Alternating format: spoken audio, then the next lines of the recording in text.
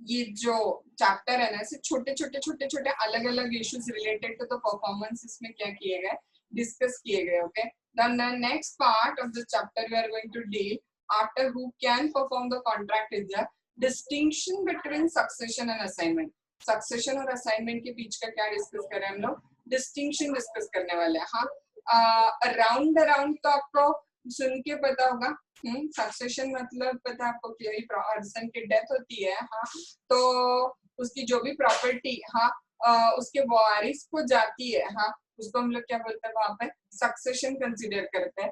और असाइन करना मतलब हम लोग वॉलंटरी किसी और को कुछ ट्रांसफर करते हैं ना, देते हैं ना, तो उसे क्या बोला जाता है, बोलो असाइन करना कंसीडर किया जाता है वहां पे. Getting the point. सक्सेशन मतलब क्या आ जाएगा वहां पे, succession is the process of a law actually. हाँ, कि किसी पर्सन की डेथ होती है ना, तो उसके राइट्स भी और उसके लायबिलिटीज भी किस पे चले जाते हैं, उसके लीगल रिप्रेजेंटेटिव पे चले जाता है. लेकिन असाइन करना मतलब आप वॉलंटरली किसी और को कुछ ट्रांसफर करते हो ना, तो उसको बोला जाता है असाइन करना. हाँ, एक सिंपल सी चीज याद रखो. हाँ, अगर, हाँ, एक्स की डेथ होती है, हाँ, और एक्स के पास एक घर है, हाँ, उसके बाद में उसके पास एक कंपनी की शेयर्स है, हाँ, और उस कंपनी के शेयर्स की टोटल अमाउंट थी 10 लाख रुपए के आसपास. हाँ, और उस कंपनी के शेयर्स पे ना उसने कुछ लोन भी लिया हुआ था. हाँ, और अब वो लोन बढ़ के हो गया, समझो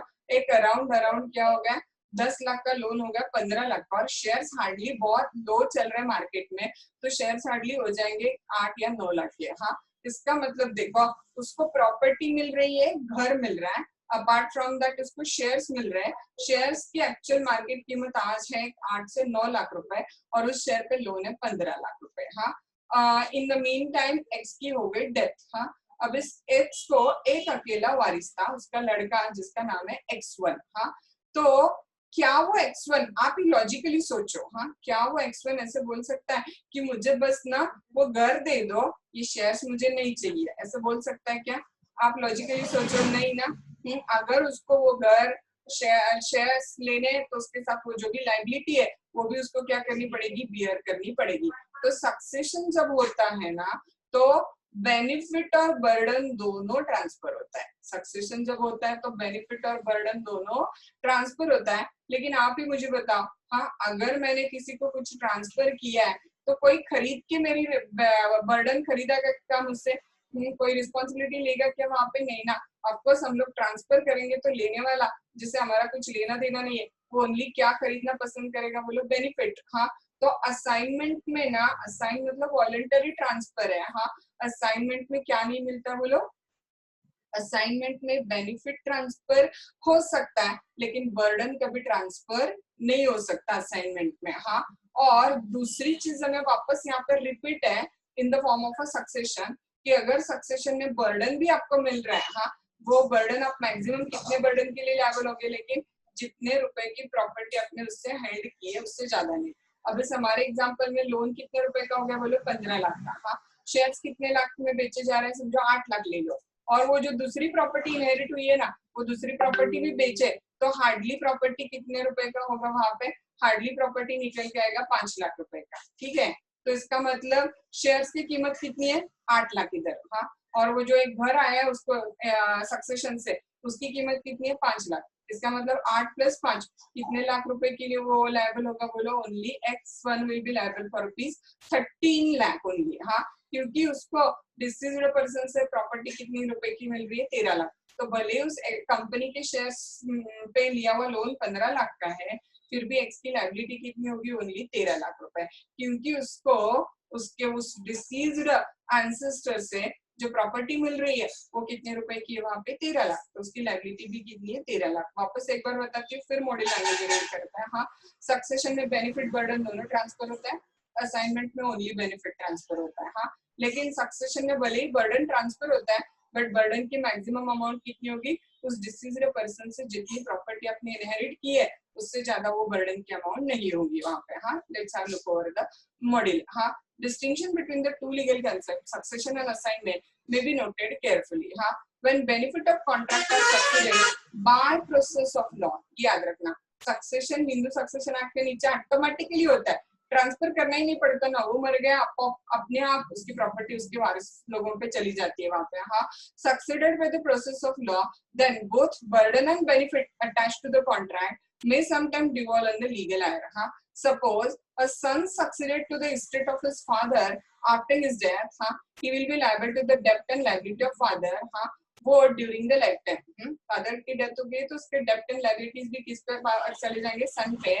but if the debt owed by father exceeds the value of the estate inherited by the son, death ज्यादा है और estate कम है, then he would not be called upon to pay excess. तो वो किसी excess के लिए liable नहीं होगा. In other words, the liability of the son will be limited to the extent of the property inherited by him. सन की liability maximum कितनी होगी, 13 lakh. Going to the example, उससे ज्यादा liability वहां पे नहीं होगी.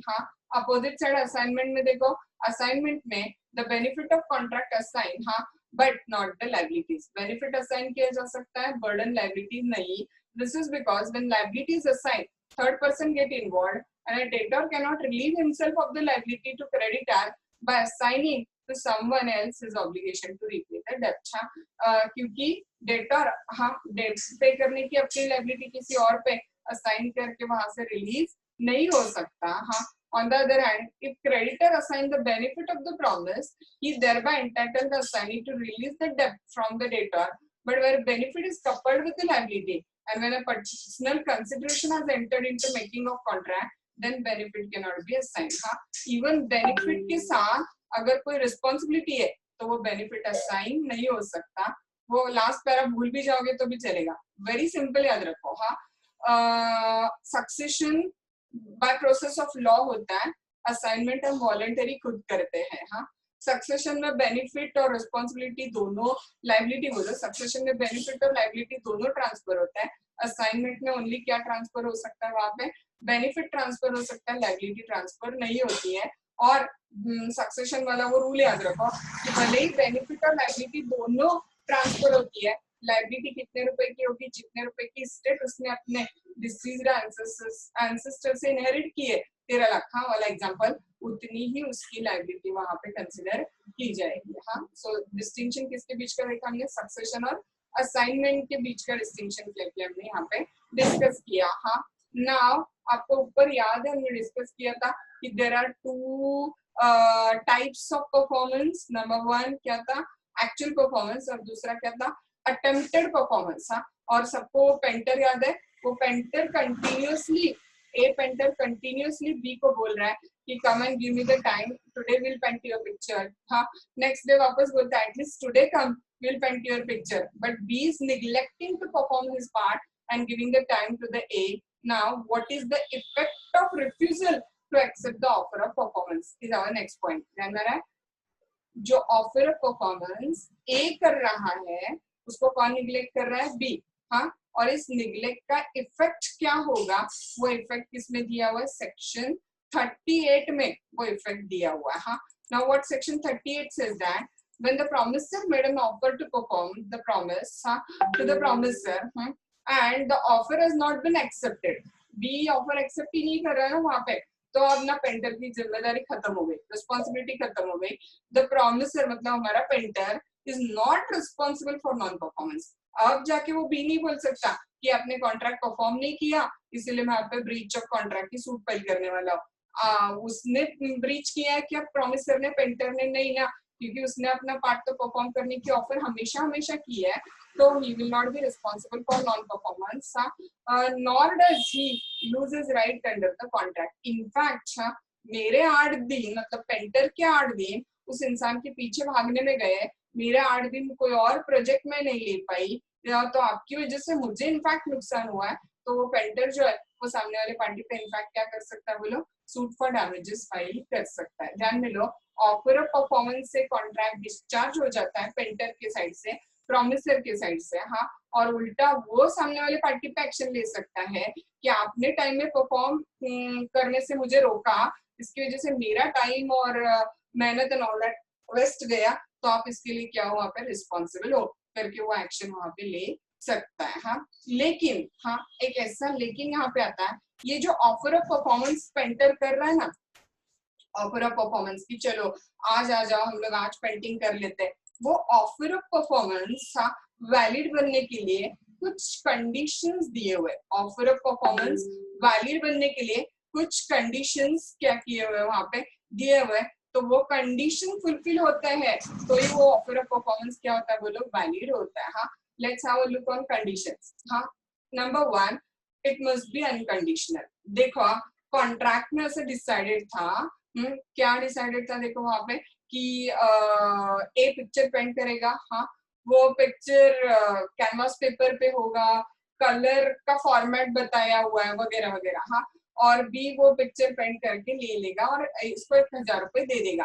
अब ना ये जो पेंटर है ना, ये पेंटर रेडी टू परफॉर्म है। हाँ, लेकिन उसको वो क्या बोलता है कि आप मेरे घर आओगे ना तो ही मैं पिक्चर पेंट करूंगा। लेकिन कॉन्ट्रैक्ट में कहीं पे ऐसे डिसाइडेड नहीं था कि पेंटर के घर पे इसको आना है वहां पे। हाँ, it was in fact of the view कि बाबा किसी अच्छे लोकेशन पे सीनरी पे हम लोग जाएंगे कि जहाँ पे बैकग्राउंड अच्छा आ जाएगा। हाँ, तो यहाँ पे ये ऑफर कैसे डाल रहा है बोलो, कंडीशनल डाल रहा है ना कि बाबा मेरे घर पे आओगे तो ही मैं पिक्चर पेंट करूंगा।